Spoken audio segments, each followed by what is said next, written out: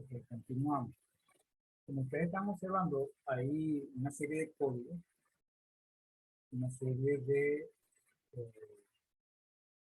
categorías que son inherentes a esta nueva mirada. Es probable que algunas categorías coincidan en diferentes tendencias científicas, pero aquí hay un esfuerzo que se viene haciendo por integrar esa diversidad de miradas. Como les adelantaba hace poquito, entonces el elemento clave para nosotros entender este paradigma es el término Olón. Este término Olón es propuesto por Arthur Koestler en el año 67, el espíritu de la máquina, y que es desarrollado por Ken Wilber. Ken Wilber es el que esa propuesta del Olón la retoma y la coloca como parte de una mirada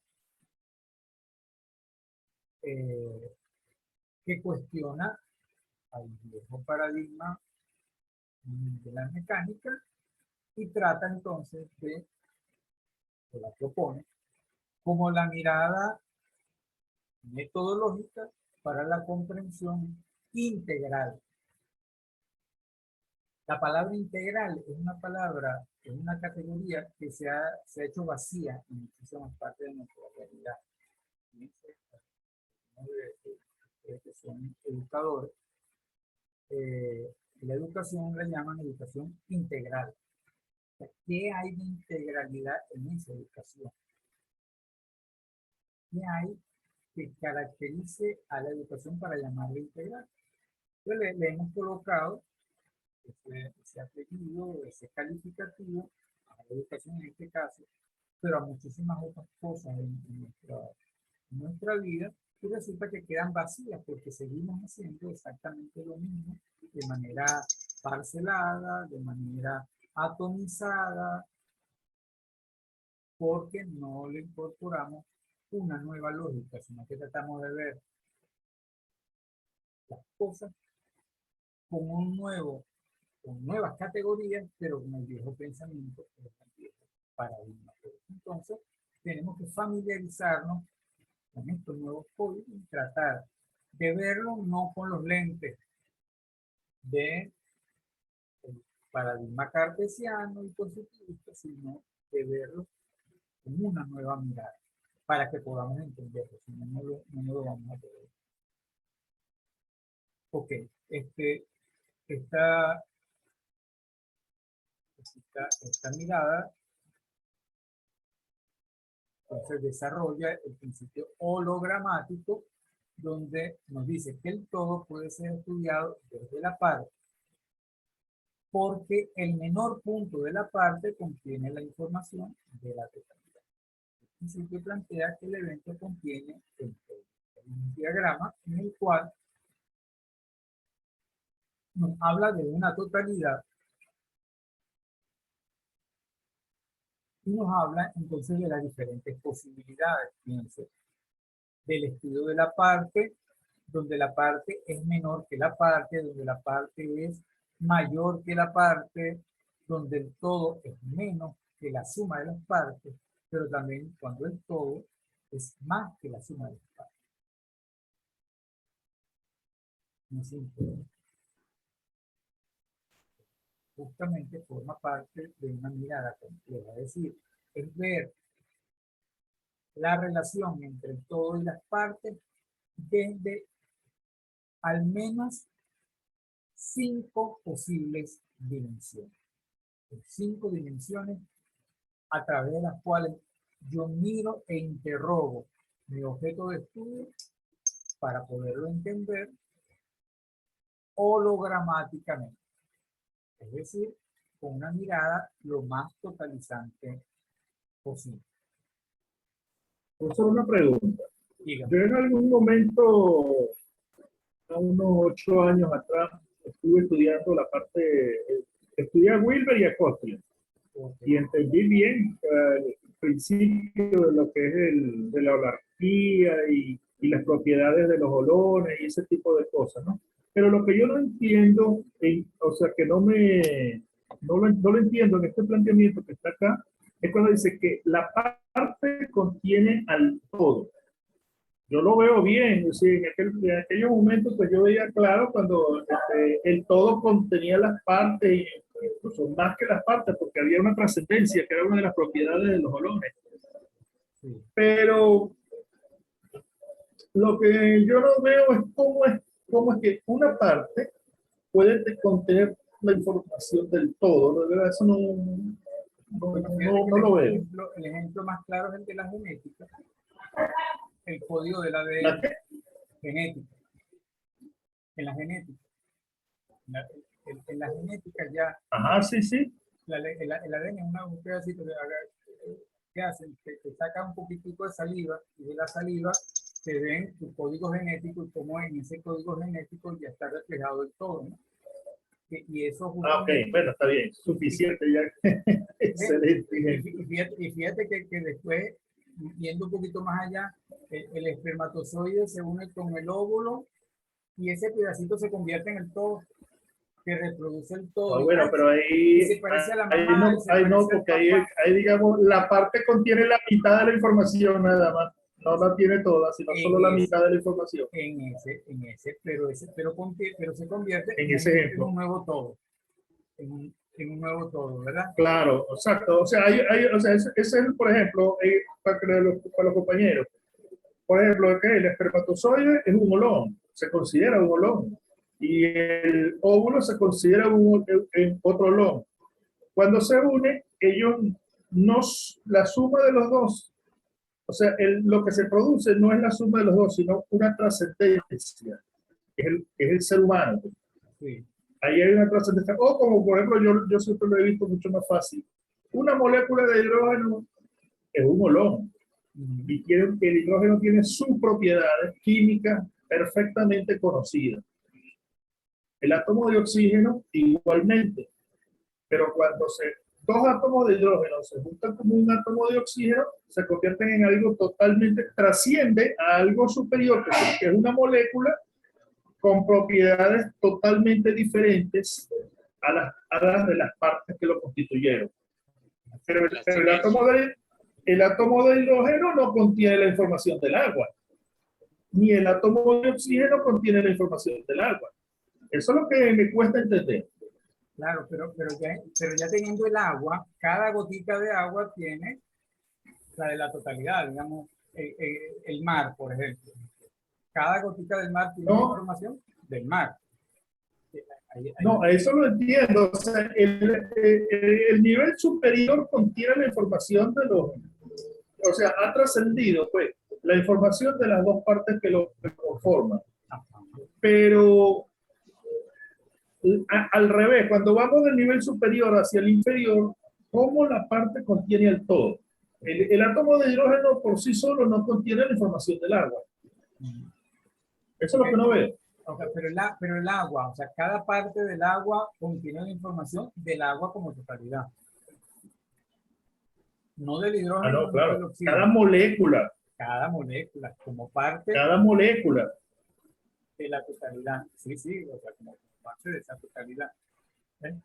Ahora, fíjate Pero las partes por sí solo no contienen la información del todo. Tienen una parte de la información. Así sí lo veo. Si yo digo, la parte contiene una parte, valga la redundancia, de la información del todo. claro. Pero no veo que diga por ejemplo, que el átomo de hidrógeno contiene toda la información del átomo. No lo capto. El átomo de hidrógeno tiene toda la información del hidrógeno, no del agua. Del hidrógeno, no del agua. Exacto, o sea, el átomo de Entonces la hidrógeno parte no forma parte contiene el todo. de una totalidad que es el hidrógeno. Entonces, dice, una gota de agua forma parte de una totalidad mayor que una masa de agua. Sí, sí, no, no, esa parte del inferior al superior yo lo veo Claro, clarísimo. lo ves, por ejemplo, tú vas Pero a hacer, del superior al inferior no, tú vas no lo veo. a detectar la potabilidad de un de un cuerpo de agua. Toma una parte de ese cuerpo de agua. O sea, no tienes que analizar a todo el cuerpo de agua, sino que con una parte. No, una muestra. Exactamente. Entonces, ya esa muestra te contiene la información de esa totalidad. Estamos tratando de razonar juntos, ¿eh? O sea, como esa parte contiene la información del todo. A tu vez. Bueno, así sí, así pues más o menos por ahí. Sí, O sea que por la idiosincrasia de un individuo podemos determinar cómo se comporta su generación, por ejemplo, su entorno, su grupo social. Puede sacar conclusiones asumiendo que ese individuo tiene elementos, rasgos, que son más o menos de una especie, diríamos los psicólogos sociales, una personalidad básica. Una personalidad básica de un sector, de un grupo. Es como si, bueno, los ingenieros más o menos se comportan de una manera. Cada ingeniero, como todos los ingenieros, aun cuando cada uno es individual, los ingenieros como grupo humano tienen elementos en común. Yo recuerdo cuando yo estudiaba yendo a Medellín, nosotros lo veíamos todo el tiempo. Yo estudiaba sociología y había otros compañeros que estudiaban economía. Los que estudian economía, usted los reconocía por la forma de vestir, el maletín que llevaban, la formalidad. Y a nosotros, los que estudiamos sociología, bueno, pues teníamos el pelo así grandote, la barba, un bolso terciado. Entonces, bueno, a los sociólogos, no todos los sociólogos son iguales, no todos los economistas son iguales, pero sí hay unos rasgos que en cada uno de ellos puede captar de esa totalidad. No lo podemos ver mecánicamente, y justamente de eso se trata esto, ¿no? O sea, de que lo que tratemos de ver con una nueva mirada, que es la mirada. Me gustó mucho entonces la aportación del compañero que ya ha estudiado a Ken Wilber, ¿no? Y digamos al resto de los compañeros, hay que leer a Ken Wilber y tratar de entenderlo dentro de ese código de lo que está. Bueno, entonces, ya nosotros hemos visto entonces esta edición hologramática. Ahora le incorporamos el elemento del holón, que es el que habla de el proceder holárquico, que adquiere un sentido inductivo con la mirada de Ken Wilber, ¿no? Habla de que hay una orientación metodológica a través de una estrategia de la holarquía que le proporciona al proceso una caminar en espiral. Ellos utilizan esa metáfora, la metáfora de la espiral, para tratar de dar una imagen de cómo se construye el conocimiento de esa totalidad. Y entonces, dentro de esta visión, ¿cuál es la tarea del investigador? Es descubrir los holones y las relaciones que existen entre ellos en las holarquías. Es decir, el conjunto de holones van a constituir holarquías. Implica entonces superar la descripción, que es generalmente lo que hacemos nosotros a través de las estadísticas, describir cómo se comporta algo de manera cuantitativa, o la explicación que se da justamente en la determinación de las causas, de manera aislada para ver la manera integral en que las holarquías se comportan respecto a los holones que lo constituyen. De tal manera que allí se reconoce que hay una interrelación dinámica entre las partes que están afectadas a esa totalidad que va a ser denominada holarquía. Les recomiendo que nos familiaricemos con el lenguaje propio de esta propuesta. El holométodo, lo describen los autores, lo hacen en función de los cuatro espacios en que se divide. Generalmente lo utilizan mucho ustedes los ingenieros. En la parte comienzan generalmente por esta, donde está involucrado el yo. Recordemos lo que nos aportó Morín, hablaba del yo involucrado. Entonces empieza, es el investigador. O sea, el investigador está conociendo, involucra su propia subjetividad en la mirada respecto al objeto que está estudiando. Luego, en el siguiente cuadrante, involucra al ello, al otro. Yo, con respecto, individual, particular, con respecto al otro individual particular. Ahí habla entonces el investigador como cerebro, como organismo. Y luego va a el siguiente cuadrante donde involucra a los otros investigadores. Aquí ya entraría esa mirada inter y transdisciplinaria, ¿no?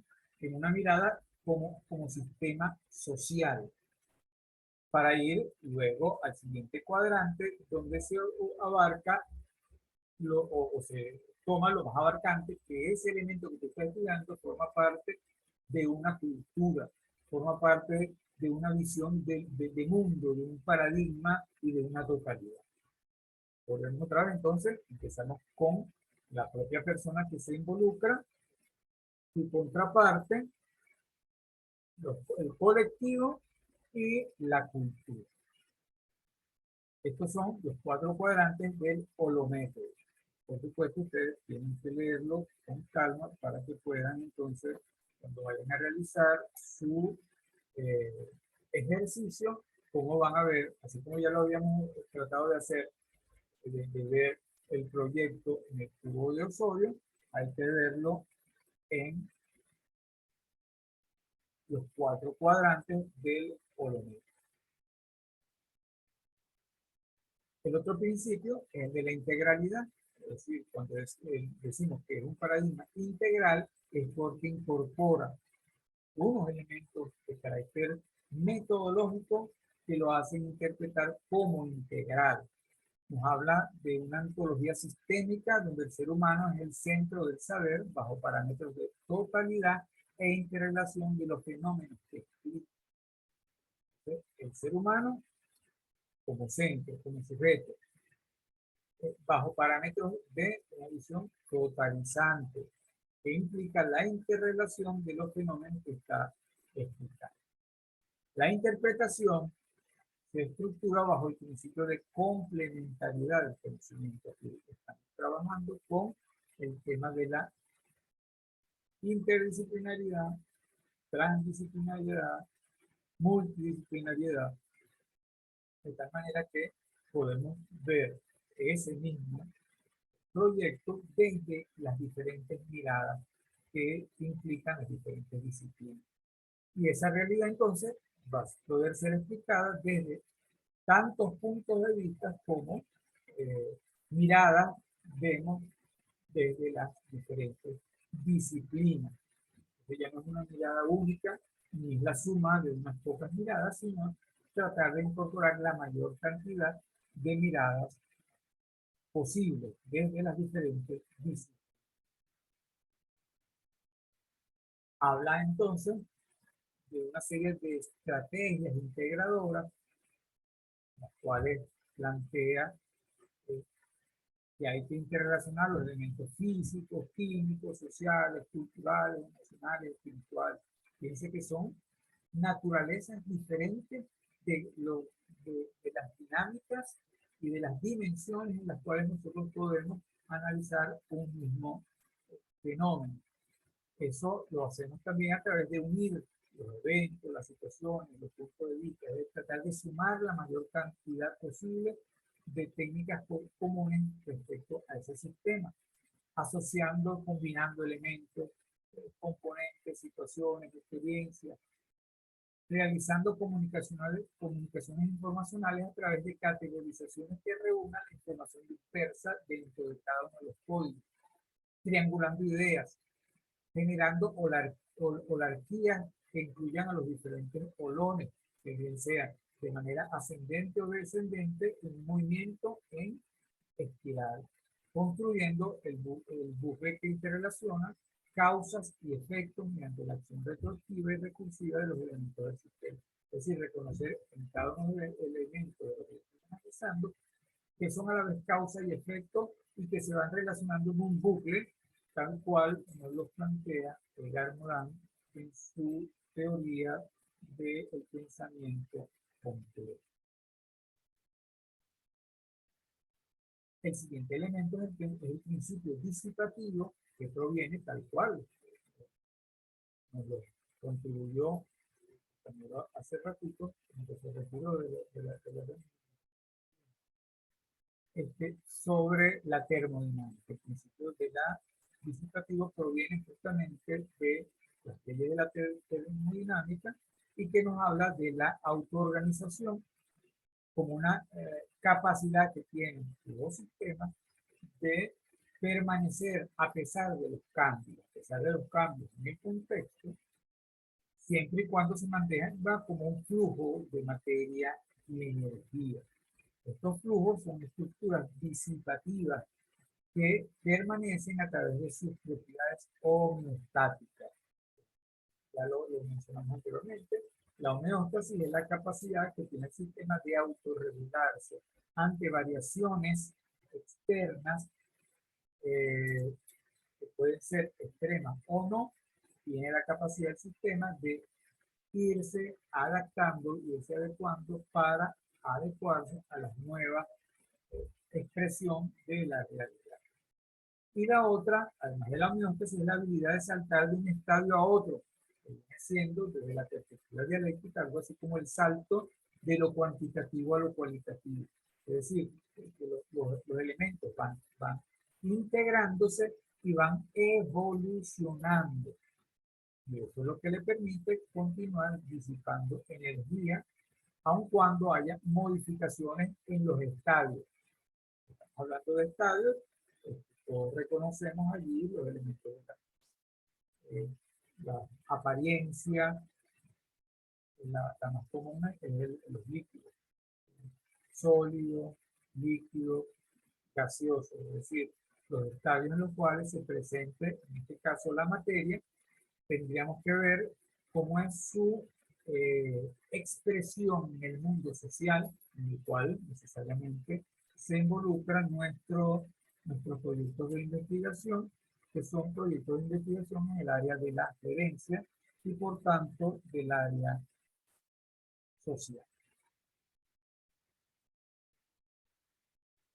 El último principio que incorpora es el de la complementariedad, que ya lo habíamos asomado en la mirada de la complejidad, donde los elementos que aparentemente son contradictorios, los elementos que aparentemente luchan uno con otros, terminan siendo componentes que colaboran entre sí. Hay momentos en que se oponen, pero hay momentos en que se complementan uno respecto a otro. Entonces hay que identificar los aspectos de unión, de colaboración, de interacción entre los diferentes elementos constitutivos de esa realidad concreta a la cual nosotros estamos pretendiendo conocer, que es nuestro proyecto de investigación. Es decir, identificar entonces los componentes como bolones, sus interacciones y cómo cada uno de ellos puede ser complementario uno respecto a otro desde esta perspectiva, a la vez que el principio de la recursividad, donde puede ser al principio causa y puede ser a la vez consecuencia, o el otro principio de la homeostasis, en el cual entonces permanece en el tiempo en la medida en que tenga la capacidad de auto-organizar. Bueno, hasta aquí, digamos, esta conversación de mi parte. Esto lo tienen ustedes en su WhatsApp, en todo completo. Es como una síntesis de lo que ya tienen a su vez en los libros. Con estos elementos ustedes deben elaborar las páginas correspondientes a la tarea de esta semana. Como no todo lo que estaba en ese momento están ahorita, en cuanto digo que la mayoría, les recuerdo que Lo que no vamos a hacer ya en el curso es un ensayo general para ser publicado, reconociendo que no tenemos el tiempo, reconociendo que tenemos limitaciones referidas a las múltiples ocupaciones que ustedes tienen, que no están de manera de dedicación exclusiva por respecto a la formación corporal. Y lo más importante para nosotros, en este caso, opinión, es lograr hacer el ejercicio de mirar nuestro proyecto, de buscar nuestro proyecto en todos estos filtros, en todas estas posibles miradas, las que ya les propusimos de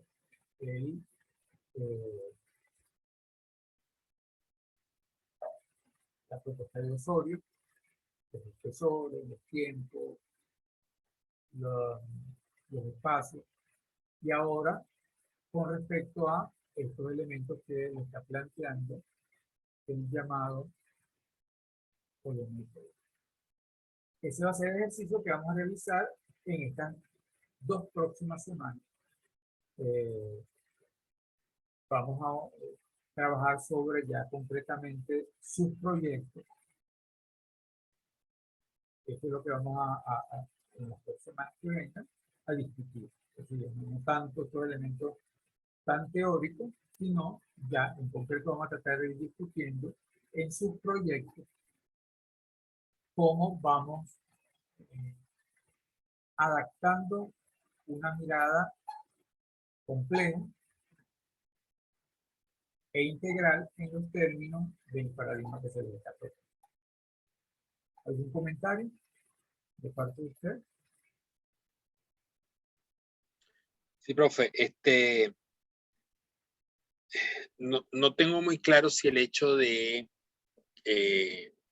abordar el trabajo de investigación del doctorado personal tiene uno que posicionarse en un paradigma específico o necesariamente se va a tener que uno ubicar en un paradigma de avanzada para que, ¿cómo se llama? Como que de una u otra manera, pues plasmar hacia atrás, porque estoy como que entendiendo que de la avanzada es lo más nuevo, lo más novel que hay en este momento, entonces es como que también ahí donde hay una pregunta con respecto a hasta qué punto estos paradigmas se posicionan por moda más que por convicción propia de que tu investigación está dentro de la utilidad de esto, ¿no? Incluso el principio de complementariedad, a mi manera de ver, está presente en cualquier paradigma, porque de una u otra manera, cuando uno intenta discernir sobre lo que uno esté investigando, pues ponerse, insisto yo en mi frase de la camisa de fuerza, como que no tiene mucho sentido, ¿no? O sea, siempre hay algo que se dispersa porque es que la misma investigación lo va llevando a uno, y más en estos aspectos, estas investigaciones sociales, lo van llevando a uno por un camino que uno ni siquiera ha trazado, sino es la misma investigación que lo va llevando. Y uno se da cuenta de la película no con una mirada hacia atrás, pero ya cuando uno terminó y se da cuenta de qué fue lo que hizo y por dónde fue que pasó, ¿no? Entonces, bueno, para precisar un poco la pregunta es eso. Para uno ver, o sea, ¿uno debe posicionarse en un paradigma específico o no? No, estoy de acuerdo contigo en que no te debes posicionar en un paradigma. Porque para los efectos prácticos en la formación, es decir, intencionalidades de la formación, es más bien ejercitar la crítica, ejercitar la mirada crítica, ejercitar las múltiples posibles miradas sobre tu objeto de investigación. Esa es la contribución que nosotros podemos hacer. ¿Eh? Por eso no es que yo te estoy diciendo, no es que tú, el proyecto al final vas a terminar entregándolo dentro de este paradigma. No. Sino que en este subproyecto vas a hacer un ejercicio intelectual. El ejercicio intelectual es, vas a tomar los elementos teóricos, mitológicos, epistemológicos, y vas a tratar de ver tu objeto desde esa multidimensionalidad. Un ejercicio. O sea, después tú como investigador, tú vas a ir escogiendo. Pero se entiende que tú estás arrancando tu doctorado y que te estás nutriendo del doctorado. Y que son muchas las cosas que vas a ver dentro del doctorado que te van a permitir entonces lo que te planteaste de manera inicial, a lo mejor entonces lo vas a hacer de una u otra manera diferente a lo que te planteaste en el inicio. Y eso tiene mucho que ver con tu relación con el tutor, tu relación con tu integración al proceso. Entonces, la expectativa nuestra como su proyecto es que tú hagas el ejercicio. Y ese ejercicio, ¿qué va a dejar en ti? El desarrollo de una capacidad crítica, teórica y metodológica sobre la base de un modelo que te sirve de ejemplo. Yo le estoy incorporando otro, fíjate, estoy incorporando el cubo de Osorio. Pero es igualito, es un ejercicio. Es un ejercicio que te permite a ti, entonces, revisar lo que te has planteado y mirarlo desde otra perspectiva. Hasta allí. Sin quererte obligar que al final, el resultado de tu proyecto sea lo que te planteaste al final de este seminario. Es un ejercicio intelectual que aspiramos de ustedes, que les permita hacer captar otras posibles miradas. Ustedes, ¿qué es lo que tenemos que romper? La visión paradigmática típica de nuestra especialidad. Para llegar a la conclusión de que hay otras posibles miradas que yo puedo incorporar. Esa es la conclusión. ¿Te parece? Perfecto. Sí, sí, claro. Gracias. Entonces, bueno, nos vamos a seguir comunicando por el WhatsApp. Vamos a ver cómo organizamos entonces la reunión de la clase que viene, pensando en que vamos a hablar más, ustedes van a hablar más en la próxima clase porque vamos a hablar de sus proyectos. Estamos ahí viendo cómo sus proyectos les podemos ir dando las diferentes miradas de lo que estamos hablando. Eso es lo que vamos a hacer en las próximas 2 semanas. O sea, no solamente en la sesión sincrónica, sino que vamos a tratar de irlo haciendo incluso mientras nos vayamos comunicando. ¿Les parece? Bueno, feliz noche entonces. Nos despedimos por ahora. Nos vemos. Igualmente, Jessica, profesor. Jorge, Axel. Feliz noche. Buenas noches, que esté muy bien. Feliz noche para todos. Igual.